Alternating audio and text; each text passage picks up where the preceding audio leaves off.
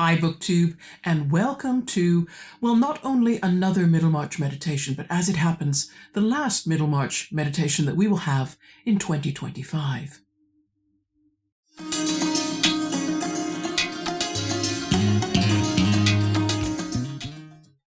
And to be honest also, when I read the section that we're going to cover today, which is the rest of chapter 22, that's a lot of pages, but when I did my read-through and my prep for this meditation, I honestly didn't have a lot of extra things I wanted to say apart from read you the text. So this is going to be kind of a relaxed, possibly not a bad meditation for the end of the year, because it means you can just sit back, listen to me read, and then I'll have a few comments on the reading afterwards. And this maybe will be shorter than most meditations. It's also very tidy because it takes us to the end of book 2 of Middlemarch, just in time for the end of the year. And I don't know, if you give me the option to be tidy, I'll very often take it.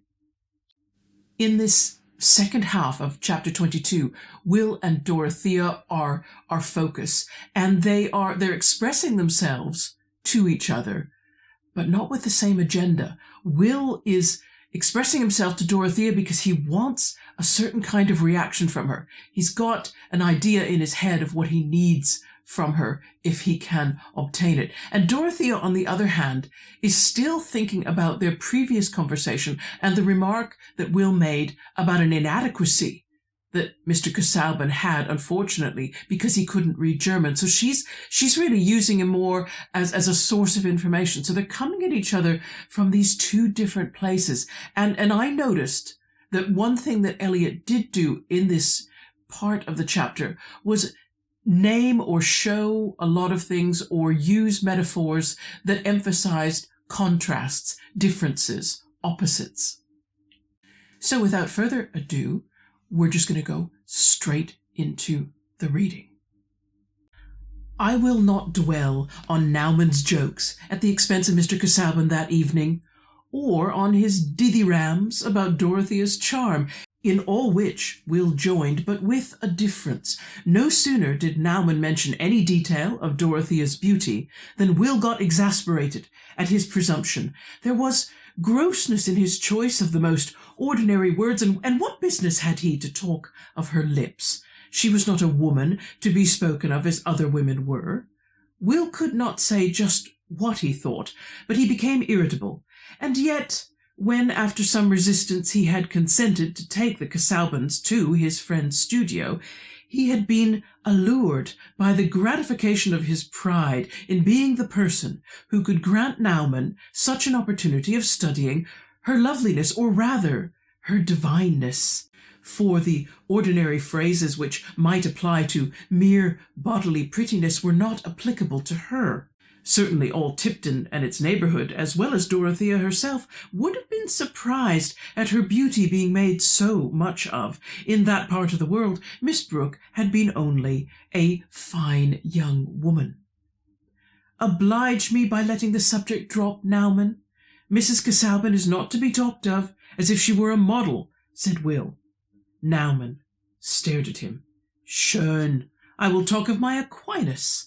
The head is not a bad type after all. I dare say the great scholastic himself would have been flattered to have his portrait asked for. Nothing like these starchy doctors for vanity. It was as I thought. He cared much less for her portrait than his own. He's a cursed, white-blooded, pedantic coxcomb, said Will, with gnashing impetuosity. His obligations to Mr. Casaubon were not known to his hearer, but Will himself was thinking of them, and wishing that he could discharge them all by a cheque.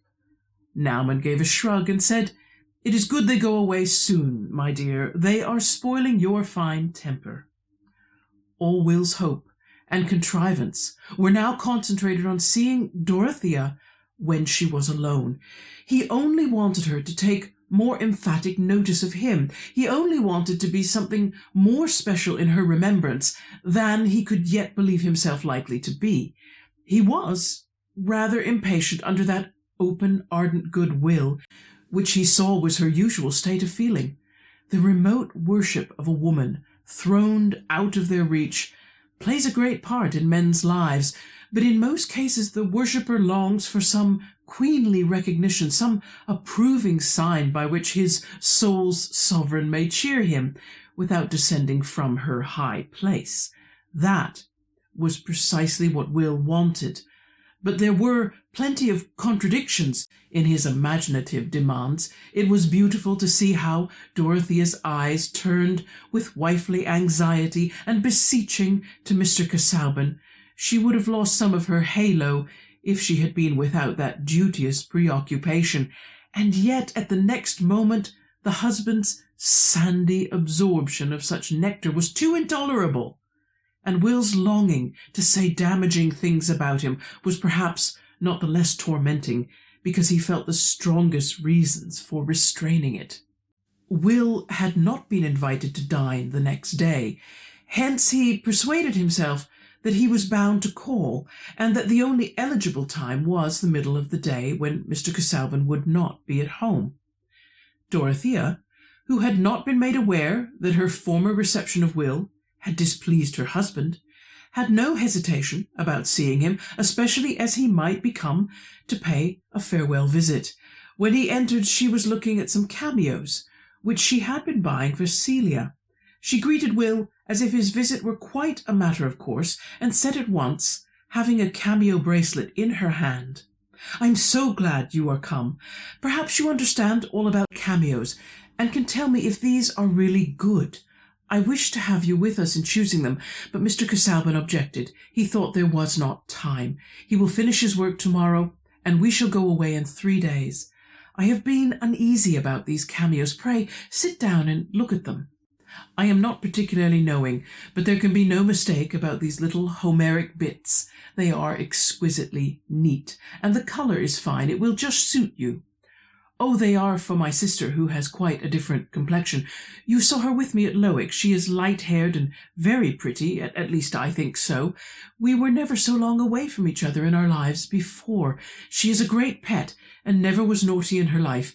I found out before I came away that she wanted me to buy her some cameos, and I should be sorry for them not to be good, after their kind."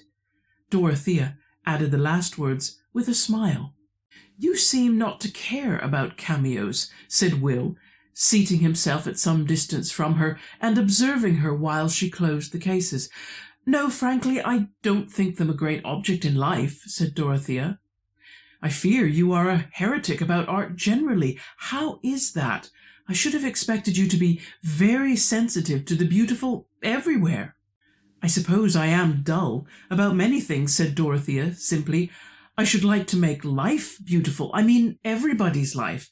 And then all this immense expense of art that seems somehow to lie outside life and make it no better for the world pains one. It spoils my enjoyment of anything when I am made to think that most people are shut out from it." "I call that the fanaticism of sympathy," said Will impetuously. "You might say the same of landscape, of poetry, of all refinement. If you carried it out, you ought to be miserable in your own goodness, and turn evil that you might have no advantage over others. The best piety is to enjoy when you can. You are doing the most, then, to save the earth's character as an agreeable planet, and enjoyment radiates. It is of no use to try and take care of all the world. That is being taken care of when you feel delight, in art or in anything else. Would you turn all the youth of the world into a tragic chorus, wailing and moralizing over misery? I suspect that you have some false belief in the virtues of misery and want to make your life a martyrdom." Will had gone further than he intended and checked himself, but Dorothea's thought was not taking just the same direction as his own, and she answered without any special emotion, "Indeed, you mistake me. I am not a sad, melancholy creature. I am never unhappy long together. I am angry and naughty, not like Celia. I have a great outburst, and then all seems glorious again. I cannot help believing in glorious things in a blind sort of way.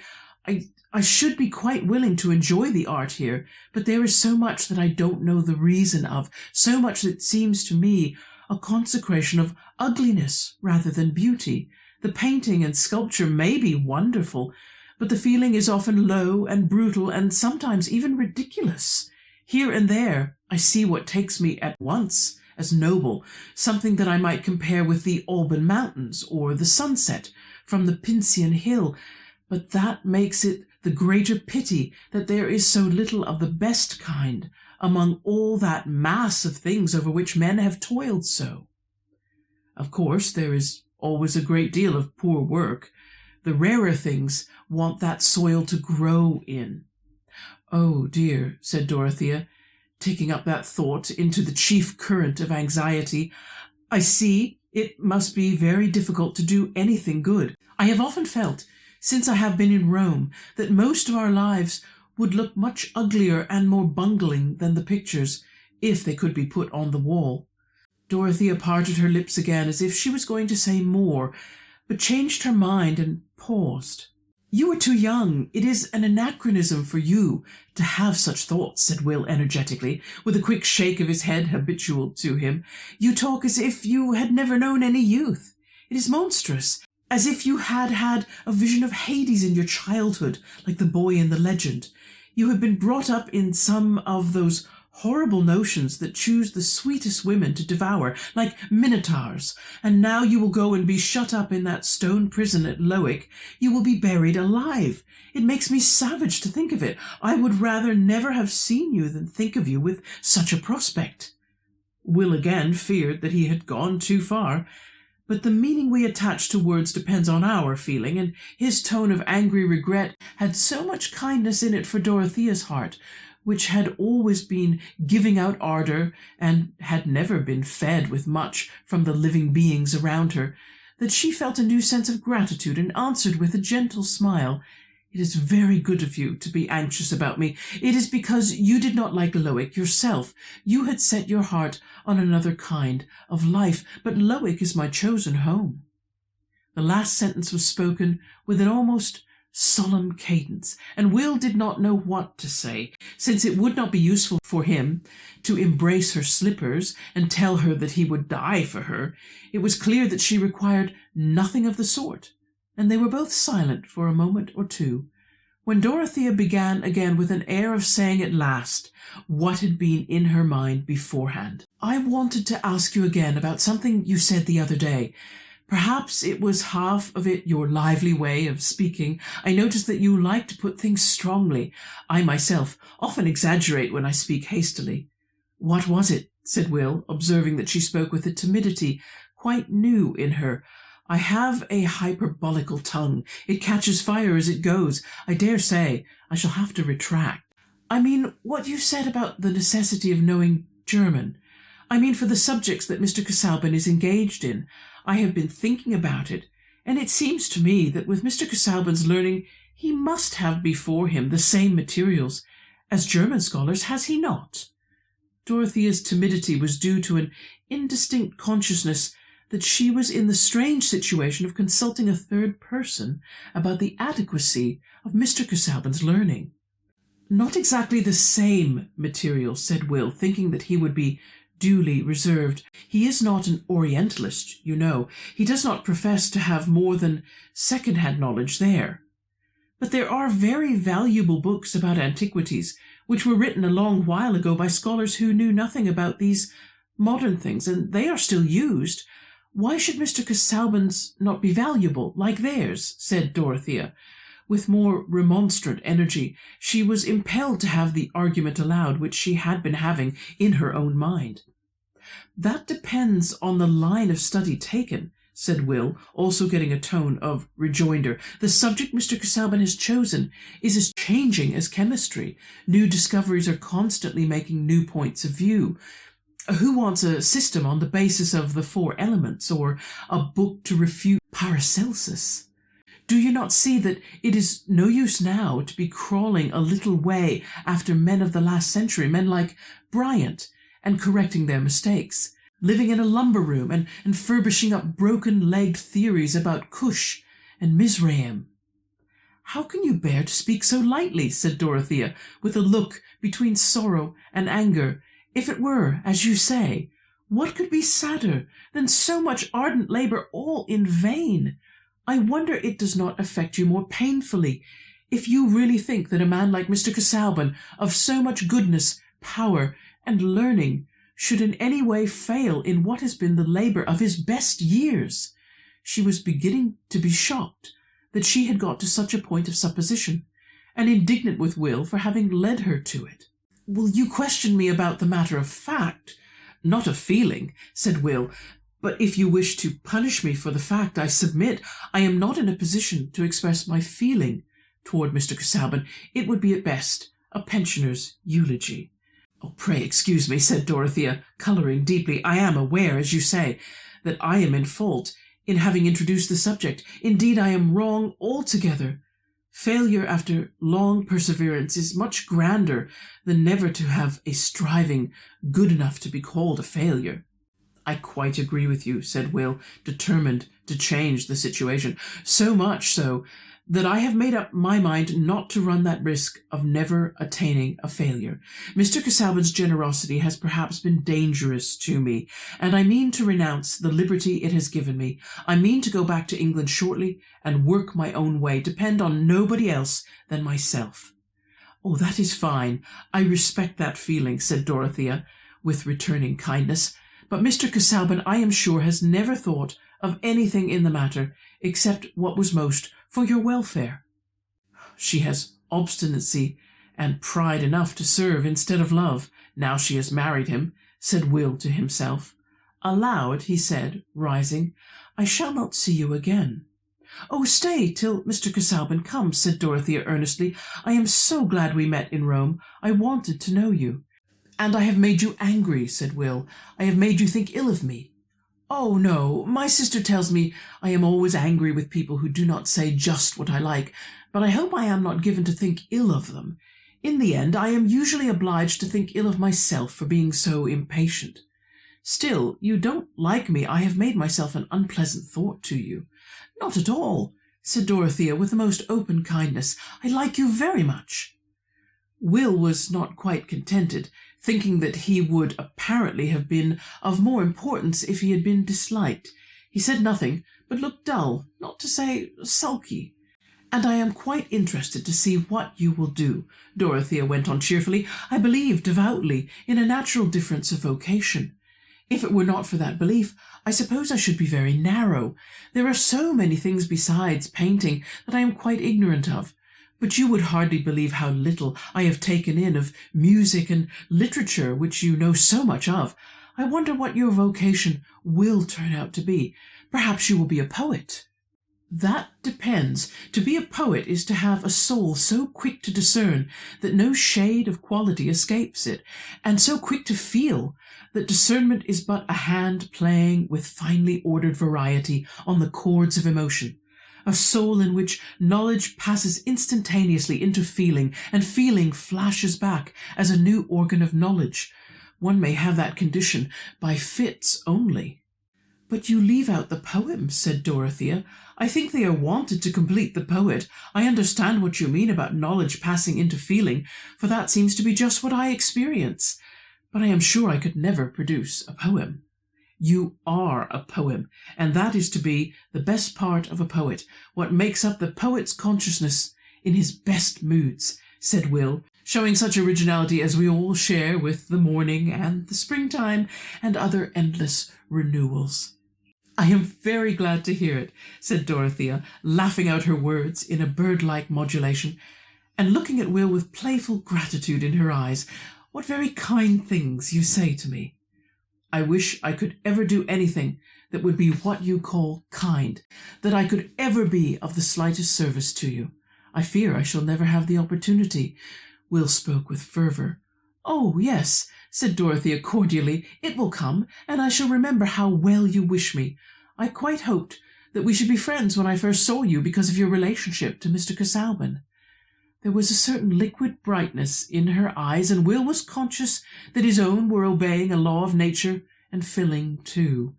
The allusion to Mr. Casaubon would have spoiled all, if anything at that moment could have spoiled the subduing power, the sweet dignity of her noble, unsuspicious inexperience.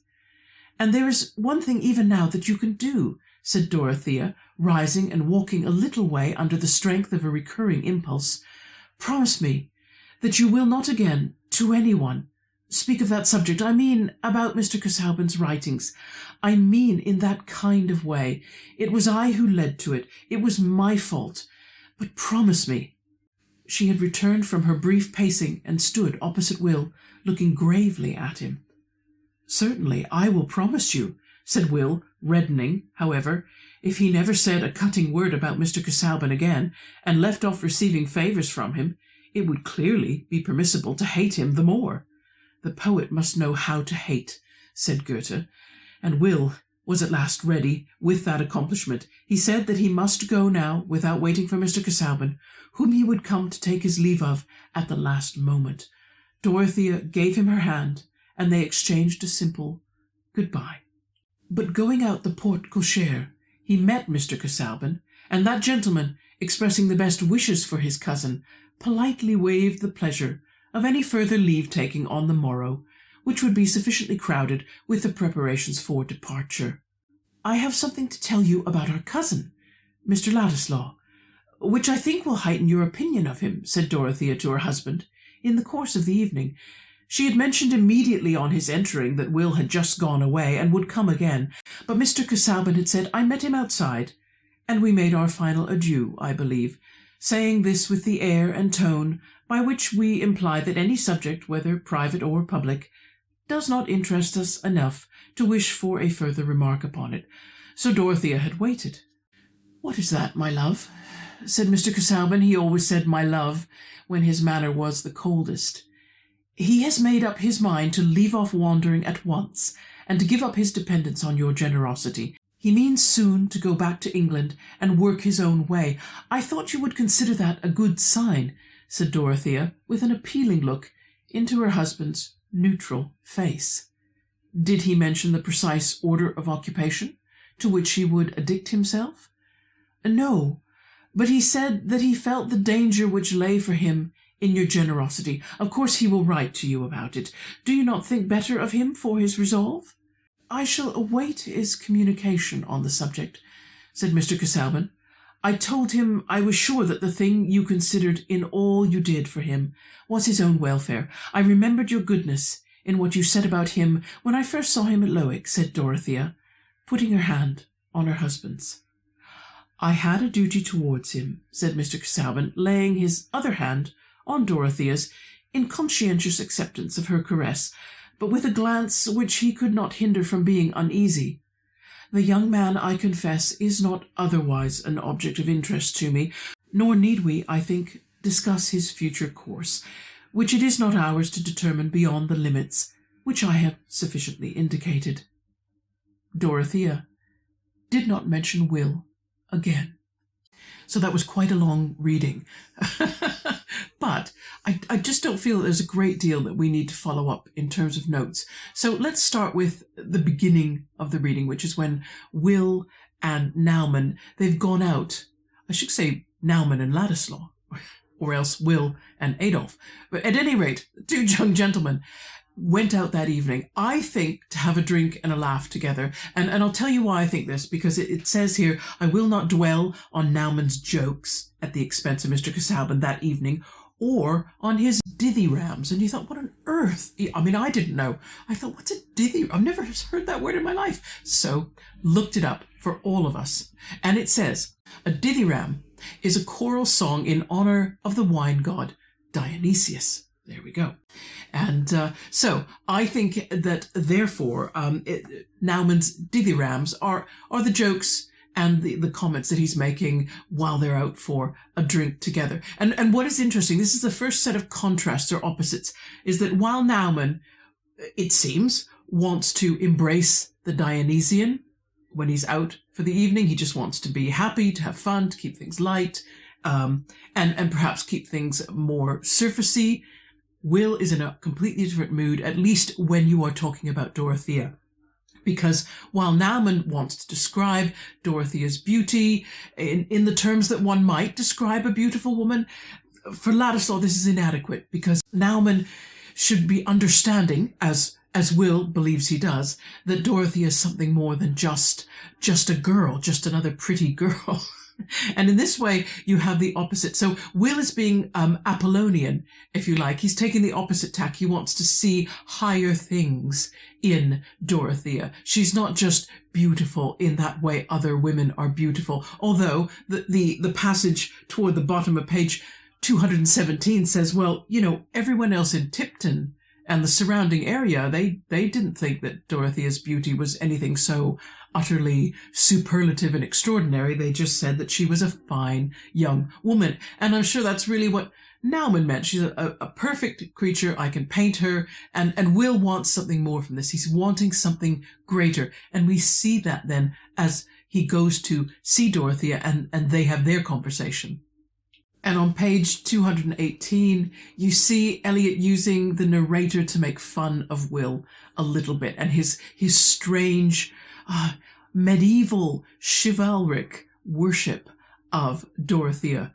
Because it says here down in the middle of page 218, I'll put it up on screen again. It says, the remote worship of a woman throned out of their reach plays a great part in men's lives, but in most cases the worshipper longs for some queenly recognition, some approving sign by which his soul's sovereign may cheer him without descending from her high place.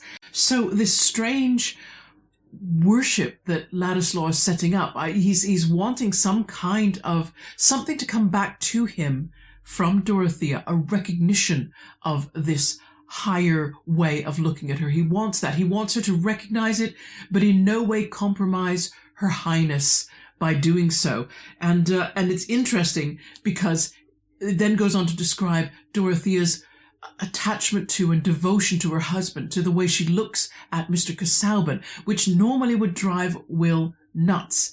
And yet he must acknowledge that this is part of her divineness, that she's just so perfectly devoted in every way to the man that she's married to, as befits a saintly woman at the time. And the narrator goes on to say, you know, that's a contradiction in his imagining. He wants her up high, he wants her up on a pedestal. At the same time, it drives him nuts that she effectively worships her husband in the same way he is worshipping her. And I love his insult to Mr. Casaubon, that he spits back at poor Naumann, who really would probably like a better companion for the evening, but there you go. He calls Mr. Casaubon a cursed, white-blooded, pedantic coxcomb. So a lot of insults that really wouldn't be used in the present day. So I don't think we need to explain cursed. I don't think we need to explain pedantic, meaning somebody who's just excessively concerned with minor details or procedural rules or something that just makes them very dull. But white-blooded, it means anemic. And certainly Mr. Casaubon never looks very well. Coxcomb. Coxcomb needs explaining because we understand that if you see a rooster, they have flaps of skin on their head and underneath their bill, and that's part of a coxcomb. But when it's applied to human beings, what it used to be was the name of the kind of hat that a jester wore. Again, I'll put a picture on screen. That was called a coxcomb.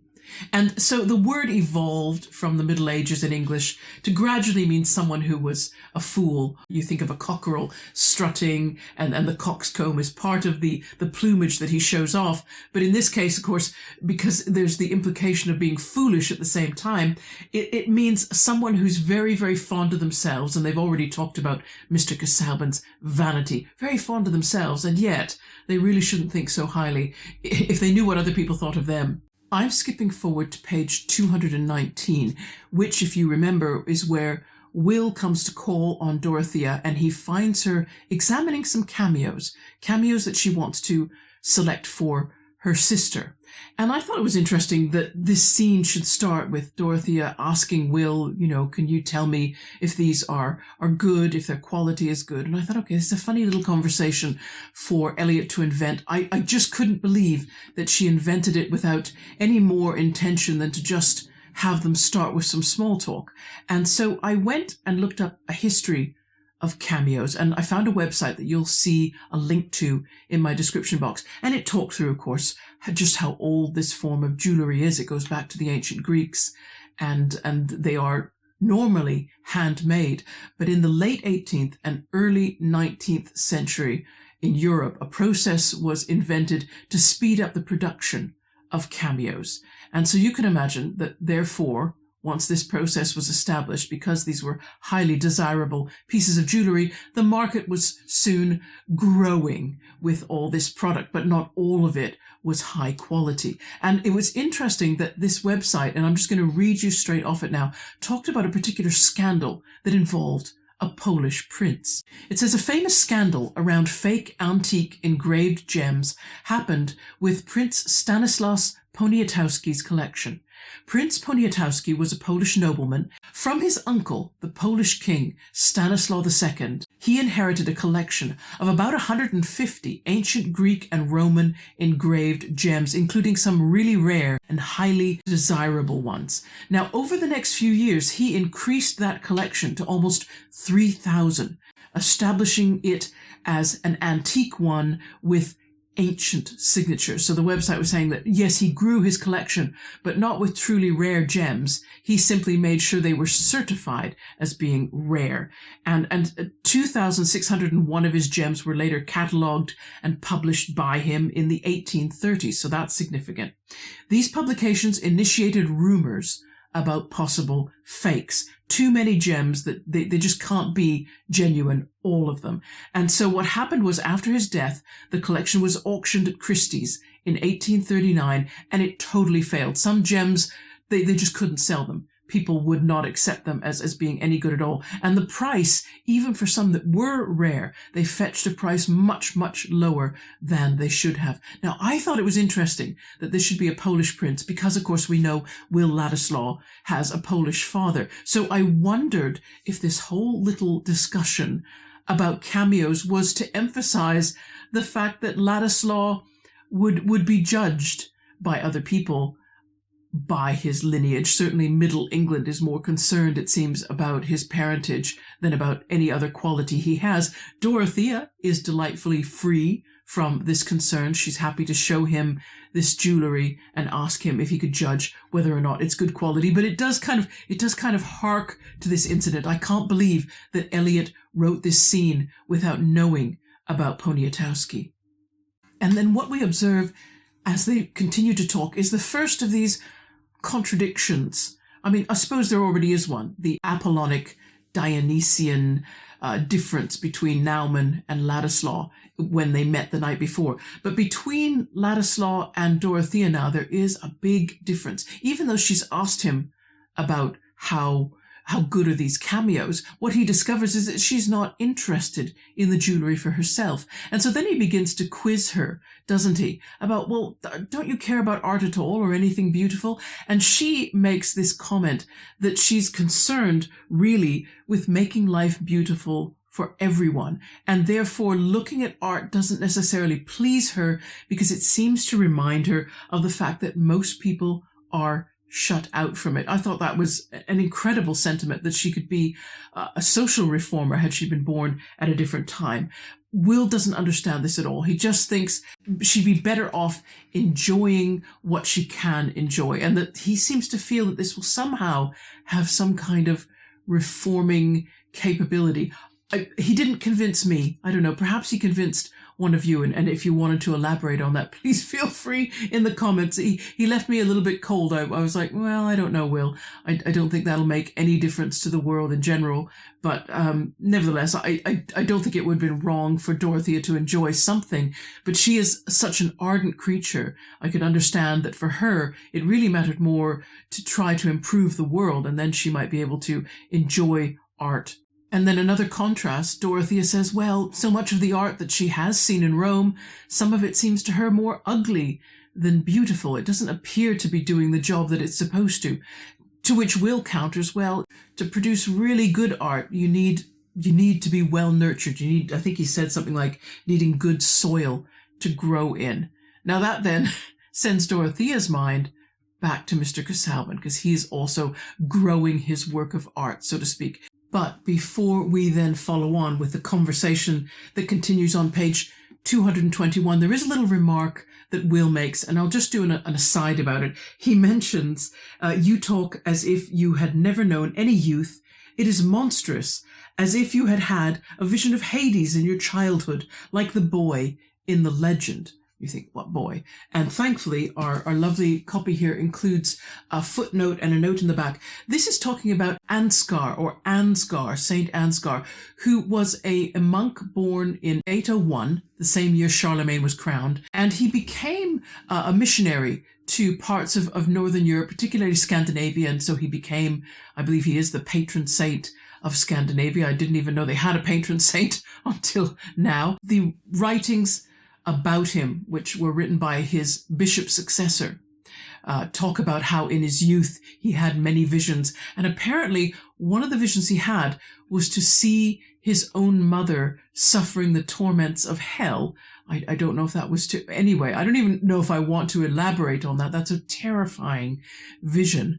But Will is sort of saying, oh, you've just seen something too horrific, too young, and now you can't seem to appreciate beauty. You don't seem to be enjoying your youth, though. You can kind of see there is an oppositeness between Will and Dorothea. And that's going to be interesting, because that may be part of the reason that they later have an attraction to each other. I don't know. But they certainly seem very different now. But of course, Dorothea can't help herself. In the back of her mind, her real concern isn't Will. Will may be finding himself having a strange, chivalric love affair with Dorothea, but she has not reached that same place with him. And so she starts talking again about what Will brought up last time, Mr. Casaubon not knowing German, and does it really matter? She needs to know. She feels she really, really must know. Is this honestly as terrible a thing as you indicated it was? And Will makes a number of points to justify his claim from the previous day. He says, for example, that Mr. Casaubon is not an Orientalist, by which I assume he means that Mr. Casaubon cannot speak any ancient languages, that he doesn't know perhaps ancient Greek or ancient Hebrew or Aramaic or any of the languages that whereby he might be able to go and read directly older texts. And so he says there's one area of expertise that he doesn't have. He's getting everything secondhand from people who do know those languages. Then Dorothy, of course, counters him and says, well, there's lots of ancient texts written by studious people.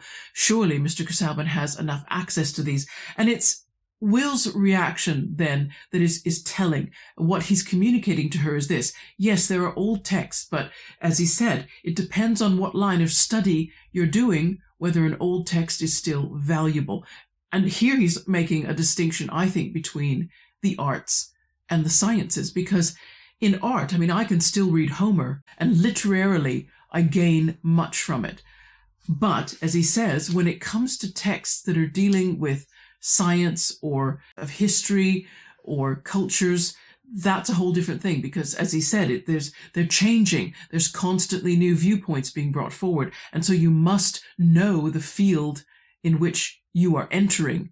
And then he uses the phrase, who wants a system on the basis of the four elements? And which is an interesting thing to say, because I thought, well, there were still some medical doctors in England who thought and based their medical treatment on the four elements and alchemy. But he says, would you need a book to refute Paracelsus? Paracelsus is a pseudonym for a 15th century, I have to get this right, Frankish monk who again practiced medicine, but of course, in his day, medicine included the principles of astrology and alchemy. That was normal, that was the science, such as it was in the day.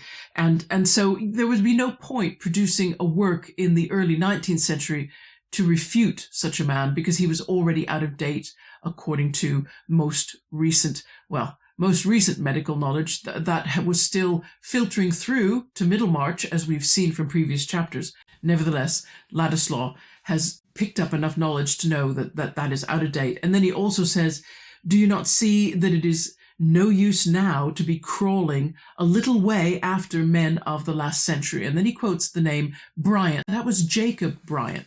Now, Jacob Bryant, in the mid-18th century, wrote a book that perhaps is the inspiration for Mr. Casaubon's work. Let me just find the note in the back here. It won't take me 2 seconds, just because I want to quote the exact name of the work. Yeah.